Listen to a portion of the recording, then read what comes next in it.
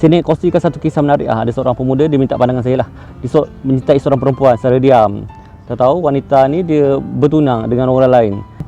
Lelaki ini meminta pandangan saya, bagaimana cara untuk dia lupakan wanita berkenaan. Bukan dia tak reda, dia reda, tapi dia tak tahu bagaimana cara untuk dia lupakan wanita berkenaan. Tip ini antara tip yang saya sharekan kepada pemuda berkenaan, dan dia cuba dan menjadi. Dan saya lihat kedua-dua lelaki dan juga wanita ini mempunyai background yang bagus lah. Datang daripada pernah belajar di Ma'had Tahfiz. Jadi tutur kata dia ketika PM saya, mesej saya pun dia cukup teratur.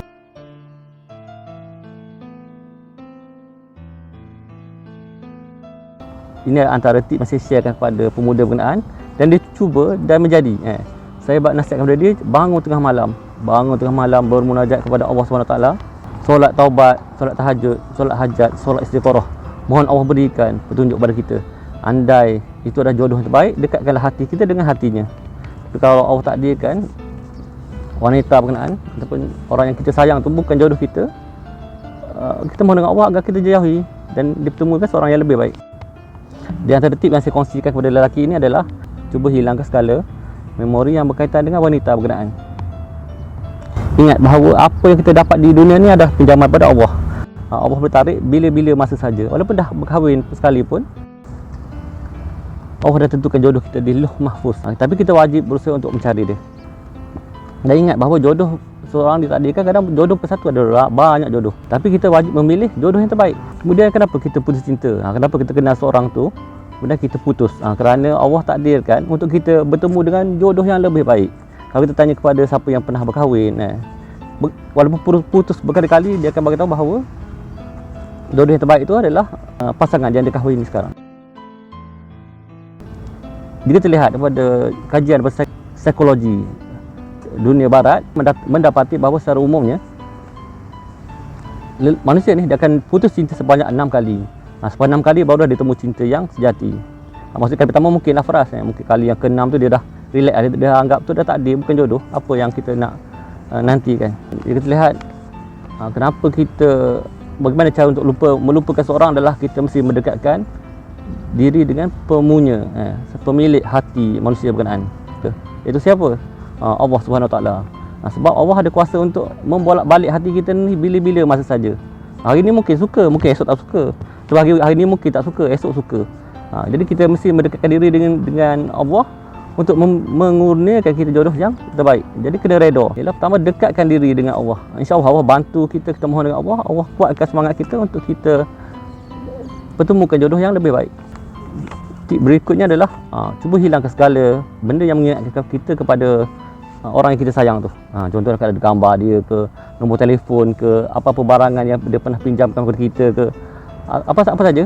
Jadi kita boleh buang, ataupun kalau sayang juga tak apa, kumpulkan satu tempat, nombor telefon dia sekalipun delete, ataupun tulis satu tempat dalam buku ke mana, letakkan jauh-jauh. Yang keduanya boleh juga, kalau ada, mungkin ada media sosial dia, mungkin boleh unfriend ataupun mungkin hidekan dia daripada pandangan kita. Kemudian juga boleh lupakan, contoh ambil berat tentang diri dia. Boleh berkawan macam biasa, sebenarnya dia masih menerima anda sebagai kawan dia. Yang berikutnya adalah sibukkan diri dengan kerja. Bila kita dah tambah sibuk, kita tak fikirkan orang yang kita sayang berkenaan. Contohnya kali tadi, pemuda tadi saya nasihatkan, sibukkan dengan apa saja aktiviti yang boleh kita lupakan wanita berkenaan. Yang kedua, boleh juga sibukkan diri dengan hobi, apa yang kita minat. Yang berikutnya saya nasihat kepada pemuda ini, perbanyakkan kawan yang mungkin berlainan jantina. Kalau kita tak berkawan dengan orang, macam mana nak jumpa jodoh yang kita cari tu? Sebab ada jodoh yang Allah takdirkan sekejap, dia berkahwin satu hari, ataupun satu hari dah kahwin, tiba pasangan dia meninggal dunia. Saya juga pernah mempunyai seorang sahabat lah, dia berbakti kepada ibu bapa dia yang sakit. Jadi dia tidak fikirkan tentang jodoh dia, kerana dia nak fokus betul kepada ibu bapa dia, untuk berbakti kepada ibu bapa dia yang sakit. Akhirnya sehinggalah ibu bapa dia telah pun tiada, telah meninggal dunia. Dia masih lagi belum ada jodoh, tapi dia tak ada, dia reda dengan ketentuan Allah. Kemudian kita boleh juga lihat kisah Rabatul Adawiyah, wali Allah wanita, yang di mana beliau mengabdikan diri kepada Allah Subhanahu Wa Taala, sehingga kan banyak penampilan lelaki yang ditolak sebab dia takut bila cinta seorang lelaki, dia kesan kurang cinta dia kepada Allah. Dia nak mengabdikan diri sepenuhnya kepada Allah. Akhirnya Allah berikan syurga kepada beliau. Berbanding dengan kita, bila kita kena cinta, kita lupa Allah kan. Boleh dapatkan khidmat, nasihat dan juga kata-kata perangsang daripada sahabat-sahabat yang kita percaya, boleh bantu kita. Boleh juga mungkin boleh baca satu doa daripada yang dikongsikan sebuah kepala nasyid Pemata Yang Dicari. Saya tertarik dengan diri lagu berkenaan. Kita lihat apa yang dinyatakan dalam lagu berkenaan. Maksud kita doa kepada Allah. Ya Allah, jika engkau takdirkan ia tercipta untukku, dekatkanlah hatinya dengan hatiku. Tapi jika Allah takdirkan ia bukan milikku, tercipta buatku, lontarlah bayangan jauh di lada langit. Maksud kita mohon kepada Allah. Jadi saya doakan kepada sahabat mungkin yang mana yang putus cinta terus bangkit. Terus bangkit, cari jodoh yang terbaik. Mohon banyak dengan Allah, dekatkan diri dengan Allah, insya-Allah. Sebab Allah adalah pemilik hati manusia ni. Saya lupa nak terangkan apa jadi kepada pemuda tadi yang minta tolong saya tadi. Dia mesej saya cukup lama sebenarnya. Saya bimbing dia perlahan. Kita tahu dia frust dia tahu tempat untuk dia mengadu. Akhirnya yang selepas dia ikut apa yang saya bimbing tadi,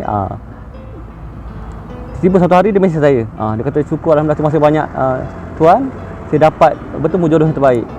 Maksudnya itu dia nak bertunang lah dengan jodoh yang dijumpa. Mak ayah dia pun dah suka dengan pemuda ini. Bagi saya memang pemuda cukup baik, cukup kelak mulia. Siapa dapat dia memang beruntung. Cuma dia kata kekok lah, sebab mak ayah pemuda dia pun suka dah wanita berkenaan. Cuma dia kekok sebab berbeza yang karakter pertama tadi. Yang kedua ni dia suka berbahasa Inggeris. Lelaki ni pula tak pandai bahasa Inggeris. Dia segan lah.